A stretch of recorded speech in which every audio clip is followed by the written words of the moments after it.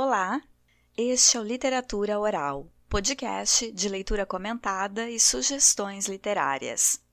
Eu sou Sabrina Siqueira, jornalista com doutorado em literatura. No último episódio, iniciei a leitura de Recordações do escrivão Isaías Caminha, de Lima Barreto.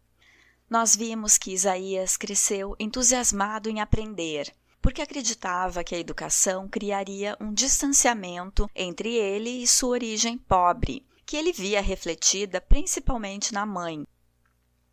Perseguindo o sonho do enaltecimento pessoal, ele viaja ao Rio de Janeiro, onde espera se tornar doutor. Antes de sua partida, o tio Valentim pede ao coronel local que fale com o deputado Castro para arranjar um emprego ao garoto na então capital do Brasil, para que Isaías possa se manter por lá e custear os seus estudos. No caminho, Isaías descreve a paisagem como um mato ralo e anímico, uma descrição oposta de um outro Caminha que descreveu a paisagem brasileira lá em 1500. Diferentemente de Isaías, Pero Vaz de Caminha, escrivão que primeiro descreve o Brasil para Portugal, fica extasiado com a exuberância do litoral brasileiro. Já Isaías, ao chegar ao Rio, se decepciona com a sujeira e desorganização da cidade grande. Uma das primeiras pessoas que fala com Isaías no Rio é o padeiro Laje da Silva, uma figura contraditória aos olhos do menino vindo do interior. Vamos continuar a leitura e descobrir como Isaías Caminha se sai na República dos Bacharéis.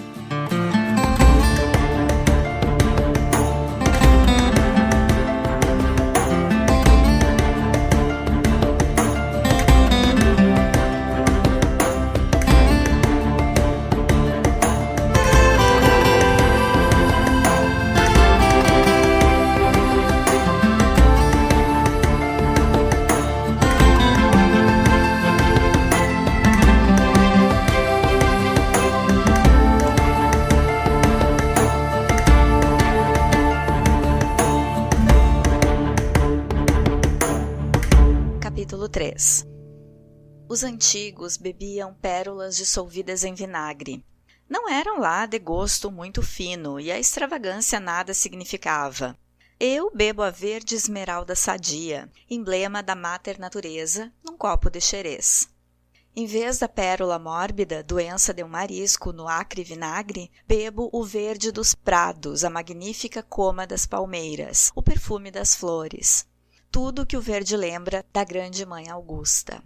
Lembrei-me no dia seguinte dessa frase que o Raul Guzmão, um jovem jornalista da amizade do Laje da Silva, pronunciou solenemente, devagar, no botequim do teatro, enquanto nos servíamos de bebidas. Disse-a com sua voz fanhosa, sem acento de sexo e emitida com grande esforço doloroso. Falar era para sua natureza obra difícil. Toda a sua pessoa se movia. Se esforçava extraordinariamente. Todos os seus músculos entravam em ação. Toda a energia da sua vida se aplicava em articular os sons e sempre quando falava, era como se falasse pela primeira vez, como indivíduo e como espécie. Essa sua voz de parto difícil, esse espumar de sons ou gritos de um antropóide que há pouco tivesse adquirido a palavra articulada, deu-me não sei que mal-estar, que não mais falei até a sua despedida. Tive medo de que me fosse preciso empregar o mesmo esforço, que a minha palavra custasse também aquela grande dor já olvidada e vencida pela nossa espécie. E fiquei a ouvi-lo respeitosamente. Tanto mais que nos tratou, a mim e ao padeiro, com tal desdém, com tal superioridade, que fiquei entibiado, esmagado diante do retrato que dele fiz intimamente, de um grande literato, universal e aclamado, espécie de Balzac ou Dickens, apesar da voz de Pterocânthropos.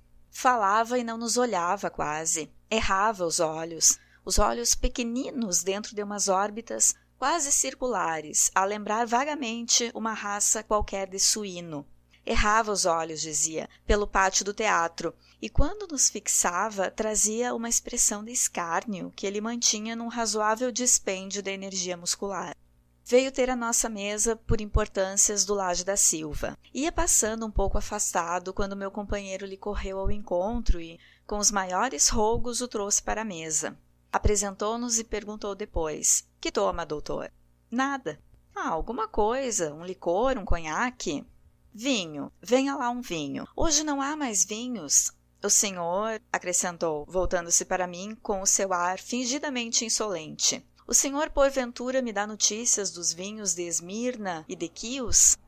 Desviou o rosto sem esperar a resposta, tirou uma preguiçosa fumaça do charuto e pôs-se a olhar pausadamente o teatro, alçando a vista às vezes até à varanda. E por fim, cheio de insolência e com aquela voz de parto difícil, chamou o caixeiro e encomendou meio cálice de peppermint e uma dose de xerez. Simulando não perceber o nosso espanto, fez algumas considerações sobre os vinhos antigos, confrontando-os com os modernos, no sabor, na cor e no preparo, com um exato conhecimento de ambos. Vieram-lhe as garrafas e o jornalista, pegando na colherzinha com 2 dedos e estendendo os outros da sua mão polpuda, abacial, como a qualificou mais tarde, misturou ritualmente o verde peppermint no xerez e foi por aí que disse: "Os antigos." Diante dele, dos seus gestos, das suas palavras, a impressão das mulheres, da agitação do teatro, apagou-se-me completamente. Ele resumiu-me o teatro, e fiquei com este encontro tão indelevelmente gravado que ainda agora, ao traçar estas linhas, estou a vê-lo erguer-se da cadeira com visível esforço. Ficar um instante parado junto a nós, com o alentado corpanzil encostado à bengala vergada, dizer, cheio de profundo aborrecimento, "Como isto é feio", para então se afastar, por fim, vagarosamente. Mal saiu, pedi pormenorizadas informações ao Laje da Silva. Nos confins da minha aldeia natal, eu não podia adivinhar que o rio contivesse exemplar tão curioso do gênero humano, uma desencontrada mistura de porco e de símio adiantado, ainda por cima jornalista ou coisa que o valha, exuberante de gestos inéditos e frases imprevistas. Laje da Silva, porém, só sabia que ele tinha a Aurora à sua disposição, jornal muito lido e antigo, respeitado e que, no tempo do Império, derrubou mais de um ministério. Escrevia nos jornais, era o bastante. E essa sua admiração, se era de fato esse o sentimento do padeiro pelos homens dos jornais, levava-o a respeitá-los a todos, desde o mais graduado, o redator-chefe, polemista de talento, até ao repórter de polícia, ao revisor e ao caixeiro de balcão. Todos para ele eram sagrados, seres superiores ou necessários aos seus negócios, pois viviam naquela oficina de ciclopes onde se forjavam os temerosos raios, capazes de ferir deuses e mortais, e os escudos capazes também de proteger as traficâncias dos mortais e dos deuses. Laje não lhe conhecia as obras, nem mesmo os artigos, e ficou satisfeito que um outro conhecido seu viesse sentar-se sem cerimônia alguma à nossa mesa, obrigando-me a não lhe fazer mais perguntas sobre o Pithecanthropus literato. Era o Oliveira. Não me conhece? O Oliveira, do O Globo. Tão conhecido. O padeiro ofereceu-lhe alguma coisa e perguntou amavelmente o que havia de novo. Uma inundação no norte. Onde? No Forte São Joaquim, no Purus. Perdão? Fiz eu colegialmente. O Forte São Joaquim não fica no Purus. O Oliveira olhou-me com alguma raiva e eu tive que comprimir a alegria colegial do quinal. Mas a sua raiva foi breve. O repórter Oliveira procurou uma saída conveniente para sua ignorância numa crítica larga e patriótica. Esta nossa geografia anda tão baralhada, o governo não cuida nessas coisas. É só política e come delas, tudo come, uma vergonha. Do que o país precisa não cuidam. O senhor com certeza não conhece o Rio das Capivaras? Não, senhor. Fiz satisfeito por mostrar a meu turno a minha ignorância. Pois é um rio muito importante e nenhuma geografia dá. Eu conheço porque nasci perto, senão nós não temos governo. De manhã pus-me a recapitular todos esses episódios, e sobre todos pairava a figura inflada, mescla de suíno e de símio, do célebre jornalista Raul Guzmão.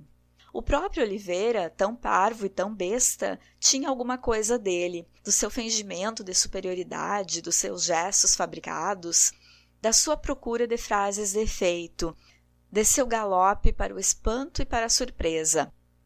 Era já genial, com quem viria travar conhecimento mais tarde, que me assombrava com o seu maquinismo de pose e me colhia nos alçapões de apanhar o simples. E senti também que o espantoso Gusmão e o bobo Oliveira me tinham desviado da observação meticulosa a que vinha submetendo o padeiro de Itaporanga. Achava extraordinário que um varejista de um vilarejo longínquo cultivasse e mantivesse amizades tão fora do seu círculo. Não se explica bem aquele seu norteio para os jornalistas, a especial admiração com que os cercava, o carinho com que tratava a todos. No teatro e na rua, cumprimentou mais de uma dezena deles e apontou-me, sem lhes falar, uma dúzia de outros. É de tal jornal diário, dizia, é de tal semanário, faz guerra, faz marinha. Conhecia minuciosamente toda a vida jornalística. Informava-me sobre os nomes dos redatores, dos proprietários, dos colaboradores. Sabia a tiragem de cada um dos grandes jornais, como a de cada semanário de caricaturas. Havia nisso uma mania pueril ou que era? Não se manifestava homem de leituras, político ou dado às letras. Não lhe sentia a mais elementar preocupação intelectual. Todo ele me pareceu convergindo para os negócios, para as coisas de dinheiro, especulações. Por isso, a sua jovialidade e sociabilidade não impediram que aqui e ali repontassem em mim alguns propósitos sobre a sua honestidade. Houve um fato que tornou um pouco mais consistentes as fluídicas suspeitas que alimentava. Acabando de cear ao pagar a conta, o padeiro examinou com o cuidado especial de entendido o papel, a estampa e a numeração das notas do troco. Notando que eu reparava com insistência para o seu exame pericial, com a mais tranquila das vozes e cheio de uma linda ingenuidade, pediu-me: "Faça o favor, doutor, veja-me de que estampa é esta, não posso ler direito." E passava-me a cédula velha, mas ainda em bom estado, em que li: "Estampa nona, perfeitamente legível. Obrigado, é preciso muito cuidado, meu caro doutor. A Casa da Moeda tem muitas filiais por aí." Com seu gesto habitual, estendeu a perna, arrumou as notas no maço e guardou no fundo da algibeira. Daí em diante, não sei se com justeza, mas certamente com muita segurança íntima, tive por afetadas a sua simplicidade e bonomia, e julguei que escondiam algo de grave que se desenrolava na sua vida e ainda não tivera termo. Pelo almoço, a uma pergunta minha, o copeiro avisou-me que o padeiro tinha ido aos subúrbios e não voltaria senão à tarde. Almocei vagarosamente e tranquilo. O dia estava fresco e azul. Pela janela avistava os grandes relvados do jardim, muito verdes e macios, de uma macieza de tapete e de um verde que afagava o olhar. Soavam 11 horas quando saí do hotel e vim a pé até as ruas centrais da cidade. Era cedo, não fui logo à Câmara. Fiquei vagueando pelas ruas à espera da hora conveniente. Cansado de andar pelo centro, aventurei-me tomar um daqueles bondes pequenos. Chegando ao termo, bebi um refresco num botequim sórdido das proximidades e tomei outro bonde, que me informaram, levava à Câmara. Não reparei que a meu lado se sentara um homem acobreado, de cabelo liso, mas de barba rala e crespa, ar decidido e tórax forte. Mas notara que, bancos adiante, um senhor de cartola, fraque e calças brancas, tomara lugar à direita de uma senhora, jovem ainda, cuja passagem pagara, sem que com ela trocasse sequer um olhar. Observei-os intrigado. Em meio da viagem, o vizinho segredou-me: "Está vendo que pouca vergonha? Um senador bulinar."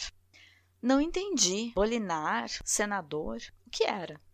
O homem, entretanto, insistiu: "Todo dia é aquilo. Uma vergonha. Se fosse outro, mas um senador?" Por esse tempo, o par saltou, isto é, o senador um pouco antes, com o veículo em movimento, e a senhora saltou adiante. E ambos, ao jeito de desconhecidos, tomaram uma rua transversal. O meu vizinho não fez mais nenhuma observação, não me deixando, porém, de olhar durante a viagem toda, e quando saltei, mal tinha pisado o passeio, cortou-me os passos interpelando-me: "Olhe, menino, deixe-se disso, senão..." "Mas o quê?" "Então não sabe? Ora, não se faça de besta", continuou, atirando o chapéu para o alto da cabeça. "Mas..." É isso que lhe digo, não se meta na vida de seu Carvalho. É um graúdo, pode ter lá seus arranjos, e não tem que dar satisfação a ninguém, fique sabendo. Eu? Sim, você. Olhou-me durante instantes, cheio de desafio, e perguntou-me com redobrado atrevimento. Você não é repórter do O Azeite, um jornaleco que anda por aí? Eu? Não, senhor. E com a humildade que ditava a minha segurança, repliquei ao notável Lucrécio Barba de Bode, que havia chegado do interior, que não conhecia o senador Carvalho, que nada sabia dos seus arranjos e que ia entregar uma carta, mostrei-lhe, a um deputado na Câmara, etc, etc. O capanga acreditou, desculpou-se, disse-me o nome e ofereceu-me a casa. Dirigi-me para a Câmara. A minha simplicidade tinha julgado fácil falar a um deputado na Câmara. Era proibido. Só se trouxesse ingresso. Contudo, o porteiro disse-me que era melhor procurar o Dr. Castro na sua residência, que me ensinou. E eu fui assistir à sessão para encher o tempo e para travar conhecimento com o Ministério. E para travar conhecimento com o misterioso trabalho de fazer leis para um país. De fato, subi pensando no ofício de legislador que ia ver exercer pela primeira vez, em plena Câmara dos Senhores Deputados, augustos e digníssimos representantes da nação brasileira. Não foi sem espanto que descobri em mim um grande respeito por esse alto e venerável ofício. Lembrei-me daqueles velhos legisladores da lenda e da história, os Manus, os Licurgos, os Moisés, Solons, os Numas, esses nomes todos que os povos, agradecidos pela fecundidade e pela sabedoria de suas leis, reverenciaram por dilatados anos, ergueram-nos à altura de deuses, consagraram-lhes templos magníficos. Embora não tendo mais a velha crença de que eles fossem inspirados pelos deuses, o meu respeito baseava-se em motivos mais modernos, concordes com o feitio de pensar do nosso tempo. Imaginava-os com uma tresdobrada força de sentidos e inteligência, podendo prever, adivinhar, sentindo antes de expressos os desejos, as necessidades de cada um dos milhões de entes que sofriam e viviam, que pensavam e amavam pela vasta extensão da pátria. Foi com grande surpresa que não senti naquele Dr. Castro, quando certa vez estive junto dele, nada que denunciasse tão poderosas faculdades. Vi-o durante uma hora olhar tudo sem interesse e só houve um movimento vivo e próprio, profundo e diferencial na sua pessoa quando passou por perto uma fornida rapariga de grandes ancas, ofuscante de sensualidade. Nada nele manifestava que tivesse um forte poder de pensar e uma grande força de imaginar, capazes de analisar as condições de vida de gentes que viviam sob céus tão diferentes, e de resumir depois o que era preciso para sua felicidade e para o seu bem-estar, em leis bastante gerais, para satisfazer a um tempo ao jagunço e ao seringueiro, ao camarada e ao vaquiano, ao elegante da Rua do Ouvidor e ao semibugre dos confins de Mato Grosso. Onde estava nele o poder de observação e a simpatia necessária para entrar no ministério daquelas rudes almas que o cercavam e o elegiam? Nada transpirava na sua preguiçosa e baça personalidade. Entrando na Câmara, verifiquei que a grandiosa representação que eu fazia do legislador não se me tinha diminuído com o exame da opaca figura do Dr. Castro. Era uma exceção, mas certamente os outros deviam ser quase semideuses, mais que homens, pois eu queria-os com força e com faculdades capazes de atender e de pesar tão vários fatos, tão desencontradas considerações, tantas e tão sutis condições da existência de cada e da de todos. Para tirar regras seguras para a vida total desse entrechoque de paixões, de desejos, de ideias e de vontades, o legislador tinha que ter a ciência da terra e a clarividência do céu, e sentir bem nítido o alvo incerto para que marchamos, na bruma do futuro fugidio. Quanta penetração, quanto amor, que estudo e saber não lhe eram exigidos. Era preciso tudo, tudo. A quiromancia e a matemática, a grafologia e a química, a teologia e a física, a alquimia. Era preciso saber tudo e sentir tudo. Era, na verdade, um vasto e alevantado ofício. Pensando, subi a escada da Câmara dos Deputados da República dos Estados Unidos do Brasil. Ao transpor a porta que dava para a galeria, vieram-me recordações dos grandes nomes que aquela casa vira. Primeiro, as grandes figuras dos Andradas, orgulhosos e soberbos, no meio daquela agitação dos nossos primeiros anos de vida política. Foi uma rápida evocação. Os dados históricos faltavam-me e os da tradição nenhuns eram. E eu, no momento, só relembrei a calma figura do patriarca que os retratos dos compêndios nos dão e a eloquência tumultuária dos Antônio Carlos, a que frequentemente se alude. Com mais insistência, em seguida, as conversas caseiras fizeram-me ver ali vultos mais próximos dos meus dias.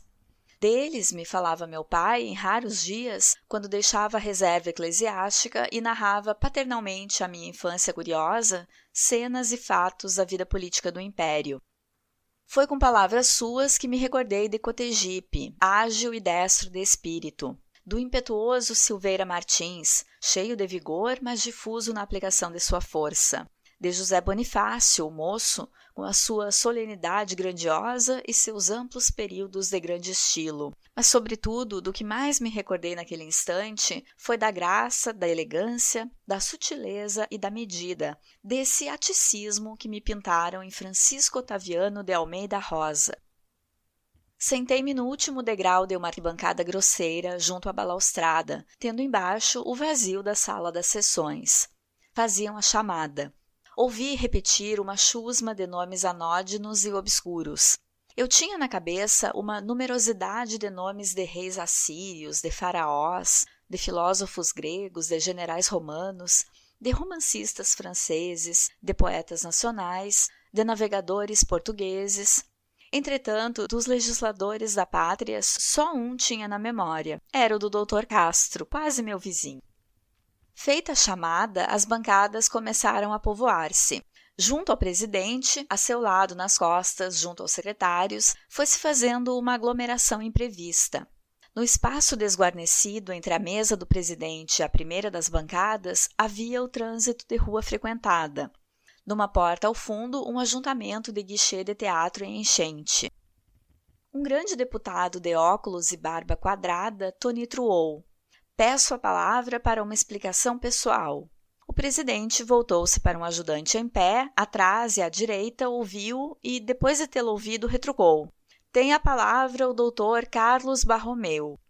Com certeza, pensei, esse homem foi ofendido e vai defender-se. "Senhor presidente", começou, "há uma patologia social como há uma individual." Em resumo, o seu discurso afirmava que o chefe de polícia de Santa Catarina era um homem honesto e o jornalista que o insultara um verme asqueroso e um réptil nojento. O deputado sentou-se, a desordem aumentou. Encostado à primeira bancada, um rapaz lia um folheto. Ao longo da mesa presidencial, na frente, atrás, dos lados, havia um vai-vem continuado.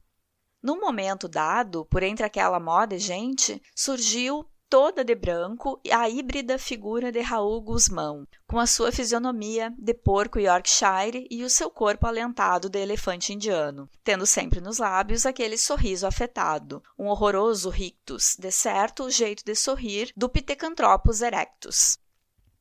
Um tímpano soou forte e rouco. Fez-se um pouco de silêncio. O presidente disse algumas palavras, das quais as últimas davam a palavra ao deputado Jerônimo Fagot. O miúdo deputado subiu à tribuna, limpou o suor, arrumou os livros ao lado e preparou-se para falar. Fez-se silêncio, depois de uma infernal contradança no recinto. Fagot começou. "É sabido que a moeda boa espelha a má. Desde 1842, pela lei número 1425, de 30 de setembro desse ano, que o meio circulante nacional..." Durante 5 minutos, a Câmara ouviu atenciosamente. Dentro, em breve, porém, o zum-zum recomeçou. Não havia o ruído do começo, mas a desatenção era geral. Para a mesa da presidência, enxameava uma multidão. O presidente já não era o mesmo, era um moço louro e magro. Parecia que as palavras de Fagot lhe morriam nos lábios. Movia a boca e gesticulava como um doido furioso. Os colegas, desapegados da sua eloquência, dividiam-se em grupos. À esquerda, lá ao longe, quase na minha frente, alguns viam cartões postais. Um outro, sob os meus pés, isolado no burburinho, escrevia febrilmente, erguendo de quando em quando a caneta para pensar. Uma roda de 3 à esquerda e ao fundo conversava sorrindo. Ao fundo ainda, mais um pouco à direita, um deputado gordo, com o calor que o correr do dia se fizera forte, esquecido no sono, por detrás de um par de óculos azuis, roncava perceptivelmente. Fagot falou cerca de meia hora ou mais, e quando deixou a tribuna, o presidente já era um terceiro deputado, um velho com pincenês de aros de ouro. Preparei-me para sair, e quando voltava as costas para o recinto, vi encostado a uma janela no andar do recinto a figura espertalhona do senhor Lage da Silva. Saímos eu e um outro popular, a quem perguntei: "Que faz essa gente hoje aqui?" "Que fazem?" respondeu-me. "Sei lá." Isto é, explicou-me logo o que fazem sempre: leis. Estávamos na rua. O dia, que amanhecera lindo e relativamente fresco, esquentara, e o calor por aquela hora era forte, como se estivéssemos em pleno verão. Atravessei o Largo do Paço. A fachada do velho convento do Carmo apresentava uma grande calma. Os anos já lhe tinham dado a suficiente resignação para suportar o sol terrível dos trópicos. O cavalo da estátua, porém, parecia ter um movimento de impaciência para lhe fugir aos ardores implacáveis. O ar fizera-se rarefeito e percebia-se a poeira que flutuava na sua massa. As montanhas de Niterói recortavam-se nitidamente sobre o céu azul e fino, que começava a ser manchado, lá no fundo da baía, por cima do casaril da alfândega e do mercado, por grandes pastas de nuvens brancas. Ainda pouco familiarizado com o trânsito pesado da rua, atravessei a rua direita cheio de susto, encarando-me de 1000 cautelas, olhando para aqui e para ali, admirado que aquela porção de gente trabalhasse sob o sol tão ardente, sem examinar que valor tinham as suas câmaras e o seu governo. E a facilidade com que as aceitava pareceu-me sentimento mais profundo, mais espontâneo, mais natural que a minha ponta de crítica, que já começava a duvidar delas. Aventurei-me pela Rua do Ouvidor, já preso a outros pensamentos. Agora tinha rápidas recordações de minha casa. Por momentos, em face daquelas damas a arrastar toiletes de baile pela poeira da rua, lembrei-me dos tristes vestidos de minha mãe, da sua caça eterna, da sua chita e do seu morrã. Mas não pude continuar por aí. Do interior de um café, o Lage chamou-me. Não estava só, acompanhava-o o Dr. Michel Machelovski, jornalista brasileiro a quem fui apresentado.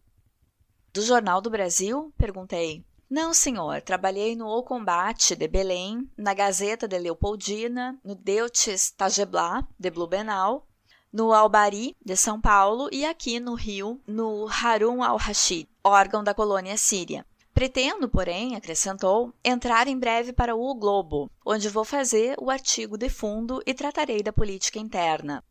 "Escreve em muitas línguas?" "Em 10. "É extraordinário", fiz eu, não podendo conter a minha parva admiração. Tive sempre muito jeito. Logo em menino, pelas primeiras lições de francês, comecei a escrever. Depois houve sempre em mim um desejo de ver povos, de andar à aventura. Logo que saí da universidade, parti para a Índia. Queria servir a um rajá, mas não há mais rajás. Fui à China ver se entrava como instrutor do exército do vice-rei de Cantão. Não consegui. Parti para o Japão, onde fui chefe de uma fábrica de pólvora. Tenho viajado muito. "Você já esteve em Paris, Michelovski?" indagou o padeiro. "Ora", fez o jornalista, "quem já não esteve lá? Estive na Índia, em Calcutá, onde trabalhei do lado do grande Rai Kisto. Conhece, doutor?" "Não." "Quem?" indagou o Lage. "Rai Kisto da Palbader, um grande jornalista hindu. Admira-me que o doutor não conheça. Na Europa já se fala nele. O professor Bruglet, de Toulouse, cita o seu nome em uma das suas últimas obras." "É vivo?" indaguei. "Não, morreu há alguns anos." O caixeiro veio servir-nos café e o jornalista, depois de sorver um trago, perguntou-me: "Já está formado?" "Vou matricular-me ainda", respondi sob o olhar de censura do Lage da Silva. "Direito?" "Medicina." "Não é mal. Toda a carreira serve, mas..." "O doutor é formado em Direito?" indaguei por minha vez. Não, formei-me em línguas orientais e exegese bíblica, na Universidade de Sófia. Disfarcei a vontade que me deu de rir, ouvindo tão extravagante título escolar. Havia alguma coisa de opereta, mas o homem era tão simpático, tinha sido tão amável e parecia tão ilustrado que me esforcei por sujeitar o meu ímpeto de rir, soltando uma frase à toa. Na Europa, o homem de estudo tem campo, sabe onde deve chegar. Aqui, qual, doutor? Não há como a sua terra. A questão é pendurar, quando se entra, a sobrecasaca de cavalheiro no pão de açúcar. E no mais, tudo vai às mil maravilhas. O padeiro ficou atônito com a cínita franqueza do julgamento do jornalista. Teve um assomo de virtude e objetou pudicamente. Nem tanto, doutor, nem tanto. Olhe que ainda há homens honestos nessa terra e em altas posições, o que é mais raro. O doutor Michelovski dardejou-lhe um breve olhar sarcástico e, expelindo uma longa fumaça cheia de dúvida e de troça, disse devagar. Pode ser, Laje, quem sabe? Só, subindo a rua movimentada, pus-me a interrogar-me sobre o tal Gregorovitch. De que nacionalidade era? Que espécie de moralidade seria a sua? Com que aquele título burlesco de doutor em línguas orientais e exegese bíblica, quem poderia ser ao certo? Um bandido? Um aventureiro, simplesmente? Ou um homem honesto, de sensibilidade, pronto a fatigar-se logo o espetáculo diário e que por isso corria o mundo? Quem seria? E jornalista! Jornalista em 10 línguas desencontradas? Mas era simpático, o diabo, de fisionomia inteligente. Subia a rua. Evitando os grupos parados no centro e nas calçadas, eu ia caminhando como quem navega entre escolhos, recolhendo frases soltas, ditos, pilhérias e grossos palavrões também. Cruzava com mulheres bonitas e feias, grandes e pequenas, de plumas e laçarotes, farfalhantes de sedas. Eram como grandes e pequenas embarcações, movidas por um vento brando que lhes enfunasse igualmente o velame. Se uma roçava por mim, eu ficava entontecido, agradavelmente entontecido dentro da atmosfera de perfumes que exalava. Era um gozo olhá-las, a elas e à rua, com sombra protetora, marginada de altas vitrinas atapetadas de joias e de sedas macias. Eu parava diante de uma e de outra, fascinado por aquelas coisas frágeis e caras. As botinas, os chapéus petulantes, as linhas das roupas brancas, as gravatas ligeiras pareciam-me dizer-me: veste-me, ó idiota, nós somos a civilização, a honestidade, a consideração, a beleza e o saber. Sem nós não há nada disso. Nós somos, além de tudo, a majestade e o domínio.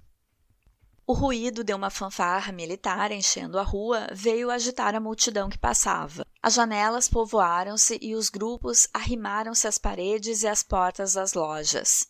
São os fuzileiros, disse alguém que ouvi. O batalhão começou a passar. Na frente, os pequenos garotos. Depois a música surgindo a todo pulmão, um dobrado canalha. Logo em seguida o comandante, mal disfarçando o azedume que lhe causava aquela inocente exibição militar. Veio por fim o batalhão.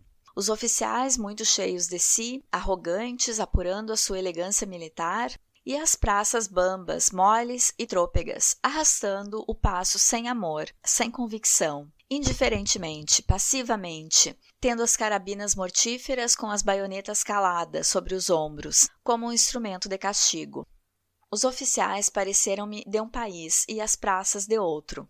Era como se fosse um batalhão de cipaios ou de atiradores senegaleses. Era talvez a primeira vez que eu via a força armada de meu país. Dela só tinha então algumas vagas notícias. Uma, quando encontrei, num portal de uma venda, semi-embriagado, vestido escandalosamente de uma maneira hibridamente civil e militar, um velho soldado. A outra, quando vi a viúva do general Bernardes receber, na coletoria, um conto e tanto de pensões a vários títulos, que lhe deixara o marido, um plácido general que envelhecera em várias comissões pacíficas e bem retribuídas. O batalhão passou de todo, e até a própria bandeira que passara me deixou perfeitamente indiferente. Capítulo 4. Se os senhores algum dia quiserem encontrar um representante da grande nação brasileira, não procurem nunca na sua residência. Seja a hora que for, de manhã, ao amanhecer mesmo, a hora de jantar, quando quiserem, enfim, se o procurarem, o criado há de dizer-lhes secamente: não está. Falo-lhes de experiência própria, porque durante as inúmeras vezes, a toda a hora do dia, em que fui ao Hotel Terminus procurar o deputado Castro, apalpando a carta do coronel, tive o desprazer de ouvir estas duas palavras do porteiro indiferente. Nas últimas vezes, antes mesmo de acabar a pergunta, já o homenzinho respondia invariavelmente da mesma desesperadora forma negativa. É bem fácil de imaginar com que sorte de cogitações eu ia passando esses dias. O meu dinheiro, dentro em breve, pago o hotel, ficaria reduzido a alguns mil-réis insignificantes. Não conhecia ninguém, não tinha a mínima relação que me pudesse socorrer, dar-me qualquer coisa, casa ao menos, até que me arranjasse. Saíra de meus penates, cheio de entusiasmo, certo de que aquela carta, mal fosse apresentada, me daria uma situação qualquer. Era essa a minha convicção, dos meus e do próprio coronel. Tinha-se lá por aquelas alturas em grande conta a força do doutor Castro nas decisões dos governantes e a influência do velho fazendeiro sobre o ânimo do deputado. Não era ele o seu grande eleitor? Não era ele o seu banqueiro para os efetivos eleitorais?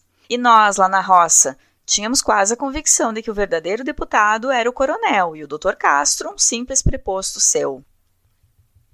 As minhas idas e vindas ao hotel repetiam-se e não o encontrava. Vinham-me então os terrores sombrios da falta de dinheiro, da falta absoluta. Voltava para o hotel taciturno, preocupado, cortado de angústias. Sentia-me só naquele grande e imenso formigueiro humano, só sem parentes, sem amigos, sem conhecidos que uma desgraça pudesse fazer amigos. Os meus únicos amigos eram aquelas notas sujas, encardidas. Eram elas o meu único apoio. Eram elas que me evitavam as humilhações, os sofrimentos, os insultos de toda a sorte. E quando eu trocava uma delas, quando as dava ao condutor do bonde, ao homem do café, era como se perdesse um amigo, era como se me separasse de uma pessoa bem amada. Eu nunca compreendi tanto a avareza como naqueles dias que dei a alma ao dinheiro, e o senti tão forte para os elementos da nossa felicidade, externa ou interna. A minha ignorância de viver e falta de experiência quase deixavam transparecer a natureza das minhas preocupações. O gerente do hotel pareceu-me que as farejava. De quando em quando, procurava na conversação amedrontar-me com o seu poderio, proveniente de estreitas relações que mantinha com as autoridades. Assim entendi ser o sentido das anedotas que contava. Uma vez, narrou ele, depois de uma longa hospedagem, um hóspede quisera furtar-se ao pagamento. Não tivera dúvidas, fora o delegado auxiliar, um seu amigo, um doutor Arnolfo, contara-lhe o caso e o homem teve que pagar, se quis tirar as malas. Com ele era assim, não dormia. Nada de justiça, de pretórias, qual? Com a polícia a coisa vai mais depressa, a questão é ter amigos bons e ele tinha os excelentes. E em seguida, interrogando-me diretamente, o senhor não viu ontem aquele homem gordo que jantou na cabeceira? É o escrivão da X. Os escrivães, fique o senhor sabendo, é que são as verdadeiras autoridades. Os delegados não fazem senão o que eles querem. Tecem os pauzinhos e o italiano rematou com um olhar canalha aquela sua informação sobre a onipotência dos escrivães. Foram de imensa angústia esses meus primeiros dias no Rio de Janeiro. Eu era como uma árvore cuja raiz não encontra mais terra em que se apoie e donde tire vida. Era como um molusco que perdeu a concha protetora e que se vê a toda hora esmagado pela menor pressão. Oprimido com uma antevisão de misérias a passar, de humilhações a tragar, o meu espírito deformava tudo o que via. Os menores fatos que lhe caíam ao alcance eram aumentados de um lado, diminuídos de outro. Fazia-se outra coisa muito diversa para minha sensibilidade enfermiça, que a imaginação guiava para sentir todos os terrores e ameaças. Perdia a realidade da vista e vivia subdelirante num mundo de coisas grotescas, absurdas e não existentes. Punha-me a apelar para o acaso, como se tivesse predileções. Esperava encontrar fortunas perdidas, imaginava impossíveis combinações de acontecimentos que me favorecessem e cheguei mesmo, por instantes, a supor que atos de generosidade de minha parte bem podiam trazer-me o favor de gênios benfazejos. Pelo correr do dia, depois do almoço, quando me vinha o pensamento da minha situação, entrava no jardim, dia alto e morno.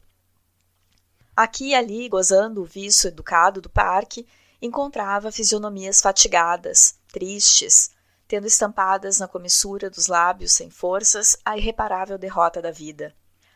Ao sol do meio-dia, dormitavam pelos bancos, sob a sombra de árvores vigorosas. Sentava-me por minha vez, sonhava alguns minutos. Em seguida, catava com o olhar o chão, esquadrinhava o bem.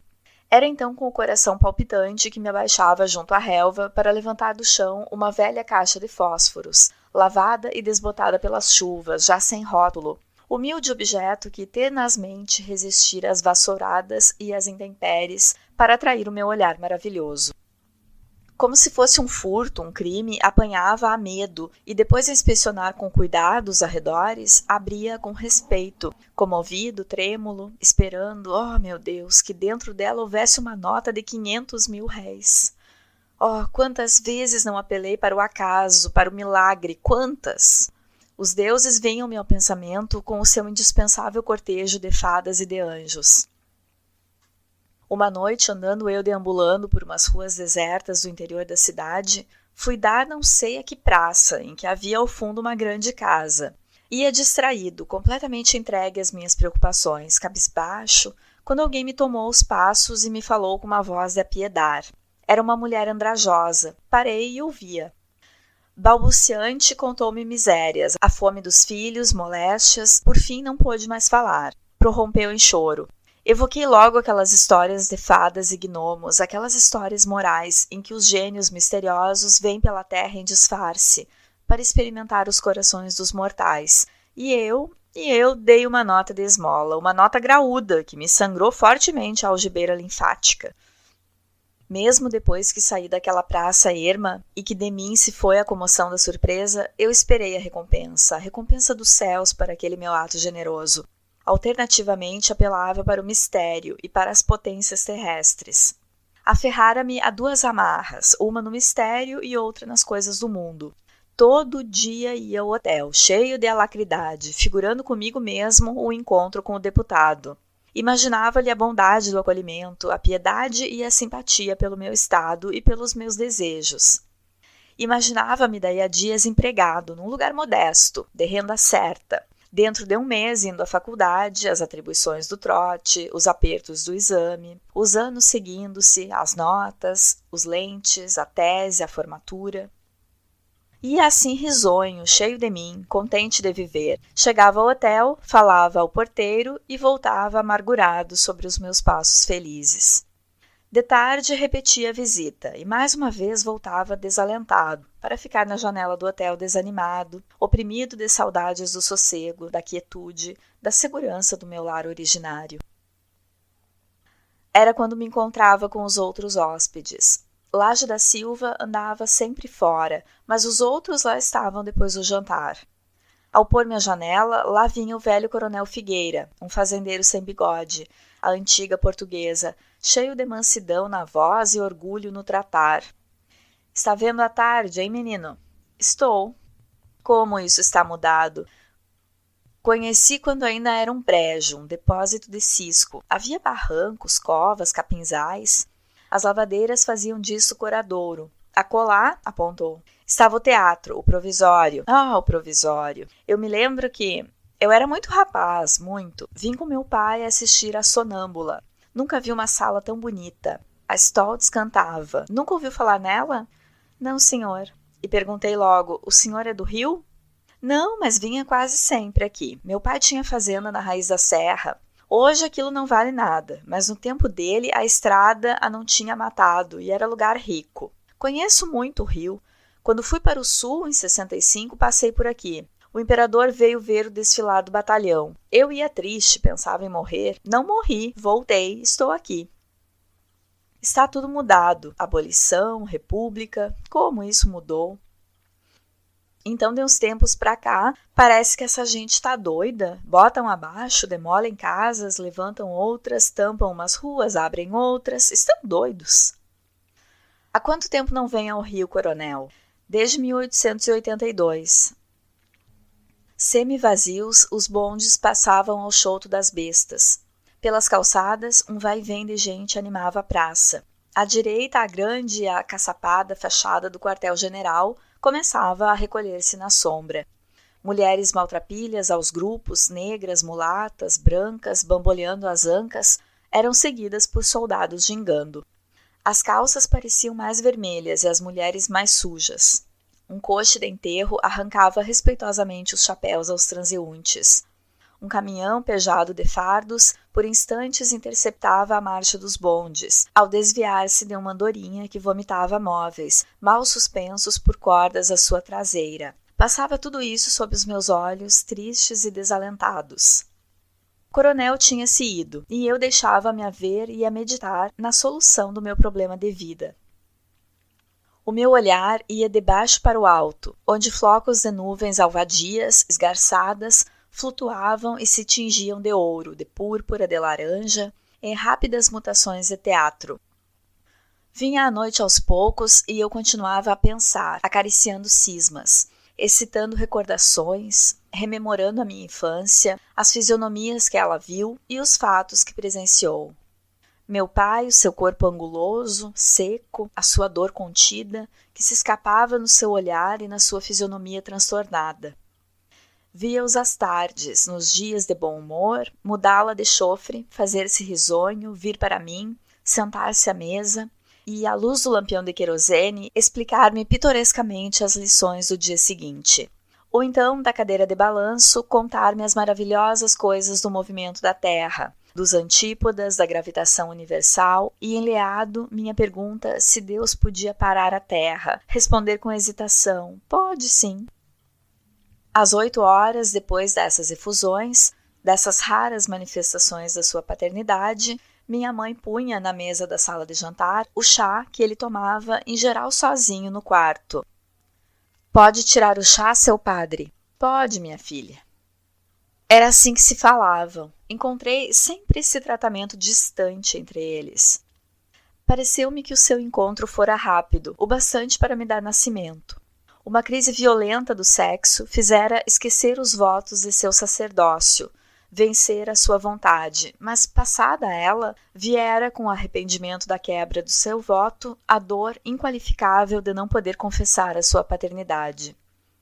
Ele amou-me sempre, talvez me quisesse mais por causa das condições que envolviam o meu nascimento. Em público, olhava-me de soslaio, media as carícias, esforçava-se por fazê-las banais. Em casa, porém, quando não havia testemunhas, beijava-me e afagava-me com transporte.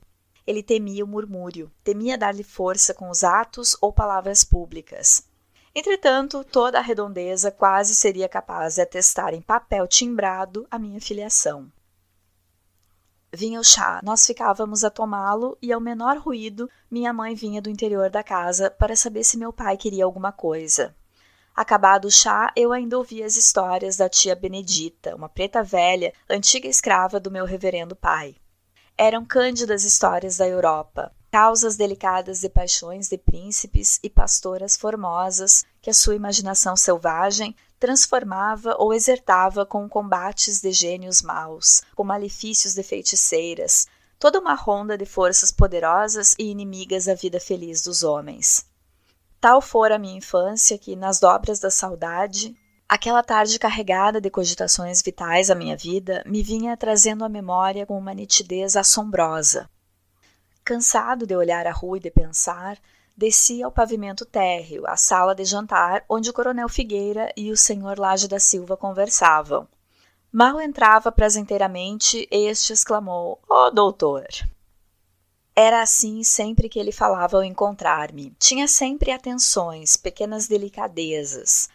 Tratava-me como se eu fosse um doutor, de fato, com influência, inquirindo sobre os meus amigos e as minhas relações. Se me encontrava na rua, obsequiava-me, apresentava-me aos amigos, gabava-me o talento de que ele não tinha a mínima notícia. Quase sempre pela conversa, indagava das minhas amizades, das minhas relações, se eu era colega de F, se me dava com Beltrano, se estudava isso ou aquilo. Eu respondia-lhe simplesmente, ingenuamente, que não conhecia ninguém a não ser o doutor Castro. Ele não deixava transpirar nada, nenhuma contração, nenhuma ruga que fizesse descobrir como recebia essas minhas respostas. Mas também em coisa alguma modificava o tratamento. Continuava a ser o mesmo Lage da Silva, mesuroso, afável, informado e loquaz a seu jeito. Não sei o que esperava de mim. O certo é que, durante os meus primeiros dias no Rio de Janeiro, recebi dele as mais respeitosas homenagens, as maiores considerações. Embora ensoberbesse a minha vaidade de colegial, eu continuava a sentir no padeiro muito de desonesto, de falcatrueiro, para me ligar inteiramente a ele. Evitava-o, fugia-lhe, mas não tinha coragem para lhe dar a entender francamente que não lhe queria amizade. Aceitava-lhe as homenagens, os refrescos, conversava, mas sempre com um pequeno medo de que ele me metesse em alguma embrulhada com a polícia. Foi com grande surpresa que o encontrei. Supunha-o fora e não pude reprimir o espanto que isso me causara. Ele não se alterou, respondeu-me cheio de bonacheirice. É verdade, doutor. Sim, não há nada que fazer. Tudo por aí está explorado. Uma miséria. Já se colocou? A pergunta desagradava-me e ele fazia-ma sempre. Ensaiei diversas respostas e, por fim, respondi-lhe capaciosamente. Ainda não, mas dentro em breve, creio. O coronel Figueira, que falava quando entrei, desejoso de continuar a palestra interrompida, logo que percebeu acabados os cumprimentos, dirigiu-se a mim de supetão. Doutor, pode haver ladroeira na loteria? Pensei um instante, mas sem encontrar base para uma resposta segura, respondi dubitativamente. Pode. E logo o velho coronel, com a sua voz nasal e cheia, em que havia no momento uma grande satisfação. Eu não dizia? É sim, como não pode? Mas por que, coronel? Então explicou-me que discutia isso com Lage, e como ele me soubesse um rapaz preparado, apelara para mim. Mas como pode haver ladroeira? É impossível. As rodas são examinadas, suspensas do solo. Se houvesse qualquer fio, dava-se logo com ele, não acha? Mas então, seu Lage, como explica que o gato possa ficar preso 3 meses? É a sorte? Objetou Lage. Qual sorte? Fez o coronel furioso. É bandalheira, é eletricidade. Ninguém me tira disso. Olhe, há 20 dias sigo a borboleta. Dava sempre, agora não dá mais? Vejo os jornais, a Joaninha, a Chapinha, compro o palpite, a mascote, a ronda, todos dão a borboleta. Jogo, borboleta não dá. Faça o favor, doutor, veja aqui o Jornal do Brasil. Desdobrou com cuidado a folha popular e apresentou-me o lugar em posição conveniente. Eu não cogitava que aquele assunto pudesse apaixonar tão intensamente o velho coronel, que me parecia ser um homem rico. Mesmo não entendia daquilo, mas embora admirado e fora de matéria, prestei-me graciosamente. Procure, disse ele, à esquerda o número 154. Viu? Sim, senhor. Junte o peru. Não é peru que está pintado? É, mas como? Junte o peru. Como? Ora, some o peru, grupo 20. Ah, 174. Inverta. 471. Qual? Nada. 714, borboleta, não é? E sem esperar a resposta, continuou. Está aí o jornal dá, a Gazeta dá também, e o bicho não sai há 20 dias. O doutor não joga? Não, senhor. Por quê? Não gosto, depois é proibido. Proibido. A polícia, exclamou Lage. Não é isso, fiz eu vexado daquela minha confissão. Temo perder dinheiro. Ah, bom, diga isso. Pela polícia, não, ela vive com os bicheiros, não serve para nada, fique certo. Eu pensava que... Qual? Para o que foi feito não serve. Serve para perseguir, executar vinganças, como eu já fui. O senhor? Dissemos os dois a um só tempo. Exato, eu? Exclamou um tanto exaltado. Como? Ora, como? Uma cilada. Vinha no trem e, num dado lugar, um sujeito sentou-se a meu lado e pôs o seu chapéu de sol junto à janela. Eu viajava desse lado. Saltou e levou o meu, deixando o dele. Quando chegamos, entrou pelo trem um magote de policiais. Prenderam-me, revistaram-me e foram dar com o tal chapéu cheio de notas falsas de 100.000 réis. Foi preso? Preso só? Fui esbordoado, metido numa enxovia, gastei dinheiro. O diabo. E sabe por que tudo isso? Não. Porque eu apoiava a oposição lá no meu município. É isso. A polícia no Brasil, eu posso falar, sou brasileiro, a polícia no Brasil só serve para exercer vinganças e mais nada. Por que não processou as autoridades, seu Laje? Perguntei. Qual, menino? Você é muito ingênuo. Crê na justiça. Ora. O coronel Figueira continuou as suas queixas contra as loterias e eu aproveitei uma calma na conversa para me retirar. Conforme o meu hábito roceiro, dormia cedo. Dirigi-me logo para o quarto. A minha situação obcecava-me. Se não arranjasse um emprego, o que faria? Vinha-me sempre essa pergunta. Depois afigurava-me impossível a sua condicional. Não era a carta de pessoa influente? Por que não havia de obter um emprego? Se até então eu não lograra falar ao deputado, a culpa era minha. Não lhe indagara os costumes, não sabia ao certo a que horas se recolhia ou saía. Devia tê-lo feito com cuidado e não limitar-me a ir lá todos os dias às mesmas horas, como estava fazendo há tantos dias. E logo concluí. Amanhã, ao acordar-me, posto-me à porta do hotel. Ficarei lá o dia inteiro até vê-lo sair ou entrar. E então, cheio de decisão, abordá-lo-ei como o meu estado exige. Fiquei admirado de que um alvitre tão simples só me tivesse lembrado tantos dias depois. Deitado, tive uma imensa alegria, de quem acaba de descobrir a solução de um problema que preocupa a atenção de 4 gerações de sábios. Dormi satisfeito, de um sono profundo e sem sonhos. Pela manhã, prescindi o café e pus-me a caminho. O Hotel Terminus estava ainda fechado. Esperei junto a um café aberto. Daí a instantes aproximou-se da porta a carrocinha que vai ao mercado. Da boleia saltou um rapazinho vivaz, simpático e ligeiro, com o cocheiro e veio em direção ao café. Tomei-lhe os passos e perguntei-lhe pelo Dr. Castro. O deputado? Sim, o deputado. Mora, não há dúvida, mas quase nunca dorme no hotel. Lá é sua residência oficial, mas de fato onde ele mora é na Rua dos Irmãos Araújos, 27, Vila Isabel. Ué, por quê? O senhor é do Rio? Fez sem responder-me diretamente o criado. Não. Está se vendo, senão não se admirava. O senhor sabe, esses homens têm seus arranjos e não querem que ninguém saiba. É por isso. Agora, não vá dizer que eu, veja lá.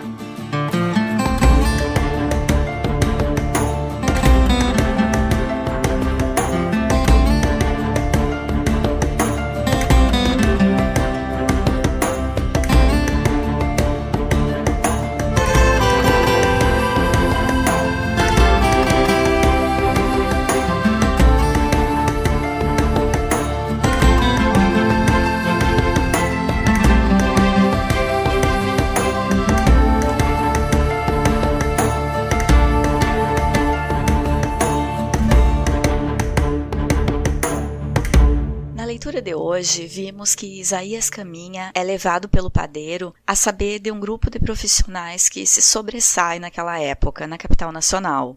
São os jornalistas, capazes de acabar com reputações ou alavancar carreiras. Por algum motivo que Isaías ainda desconhece, Laje da Silva é muito interessado no universo dos jornalistas, mas suspeita que seja pelo poder que alguns desses profissionais possuíam naquele meio. O jornalismo era, então, uma profissão de prestígio, pelo menos no que se referia à cobertura de algumas áreas, como a política.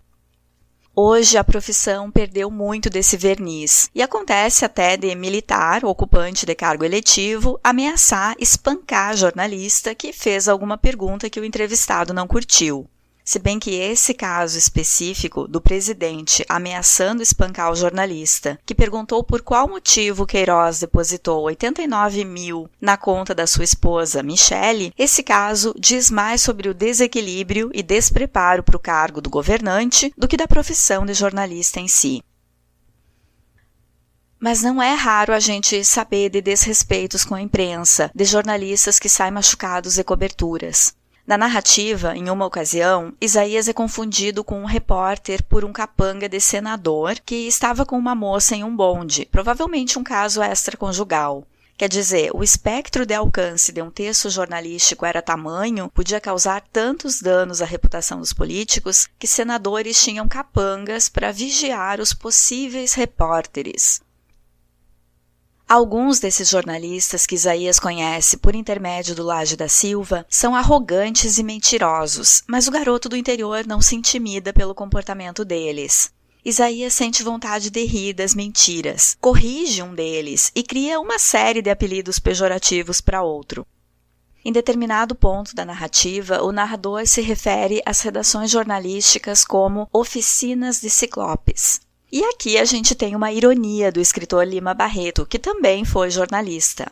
Na mitologia grega, os ciclopes eram homens gigantes, devoradores de homens, com um único olho que ficava no meio da testa. A ironia é que, apesar de gigantes e fortes, os ciclopes eram teimosos e burros. Talvez um dos mais famosos deles seja Polifemo, ciclope de A Odisseia, de Homero, que é enganado por Ulisses, o protagonista dessa epopeia. Ao se referir às redações como oficinas de ciclopes, o autor está sugerindo que, apesar de poderosos naquele meio, forjadores de temerosos raios capazes de ferir deuses imortais, como diz o texto de Lima Barreto, os jornalistas são fáceis de enganar e meio broncos. E o perfil que o autor nos dá de alguns desses profissionais é esse mesmo, como Oliveira, desentendido da geografia da qual escreve, e o Michelovski, com suas mentiras pueris, inverossímeis, fáceis de serem descobertas. Na cena em que Isaías entra na Câmara dos Deputados pela primeira vez, outra decepção por parte do narrador protagonista. Ele vai emocionado em ver em ação aqueles homens que fazem leis, que ele imagina sobre-humanos, detentores de uma sagacidade ímpar para dar conta de fazer leis que beneficiem os brasileiros de diferentes regiões, que devem ser homens inteligentes e justos, e se depara com uma bagunça, uma desorganização em que todos falam ao mesmo tempo, defendem interesses próprios, proferem discursos esvaziados de sentido coletivo. Isaías não encontra na Câmara nenhum comprometimento com o bem comum. Essa cena lembra uma passagem de Memórias Póstumas de Brás Cubas, de Machado de Assis, quando Brás é deputado e narra a apatia dos colegas durante uma sessão, em que um desenha, outro conta uma piada. E vimos ainda a primeira experiência de Isaías diante das Forças Armadas brasileiras, que resulta para ele em indiferença. É irônico o contraste entre os oficiais arrogantes e os soldados moles e trôpegos, arrastando o passo sem amor e sem convicção, tendo as baionetas sobre os ombros como objetos de castigo. Isaías ainda se refere a uma viúva de militar que ele lembra da cidade dele, que ficou com uma pensão bem gorda e vários títulos, sendo que o finado marido, um general, envelheceu em comissões pacíficas e bem retribuídas. Quer dizer, nunca trabalhou efetivamente e a viúva ainda fica recebendo pensão.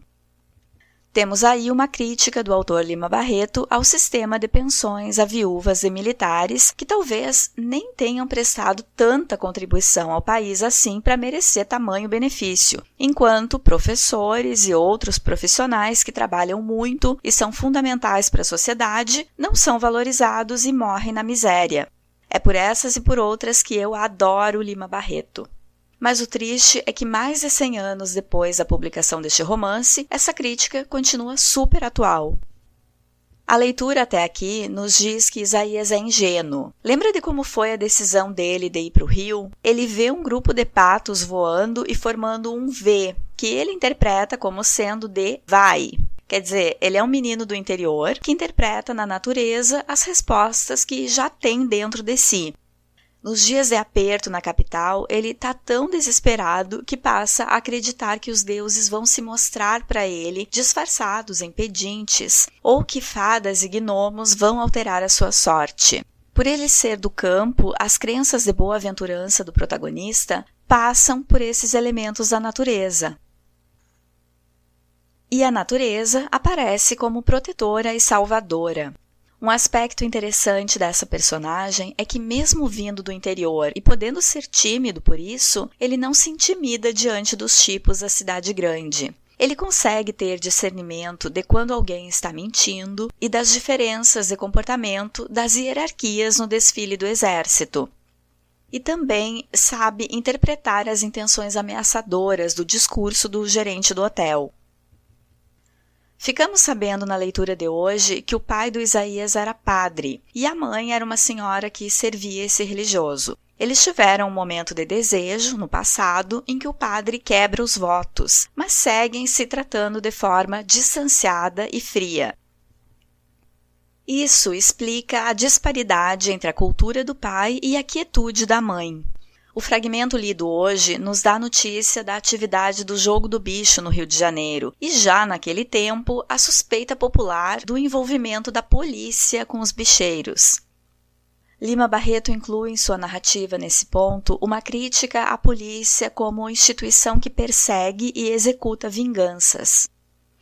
No próximo episódio, eu termino o capítulo 4, que não terminei hoje porque o episódio iria ficar muito longo, e continuamos acompanhando a saga de Isaías Caminha no Rio de Janeiro. Fiquem bem, um abraço e até lá!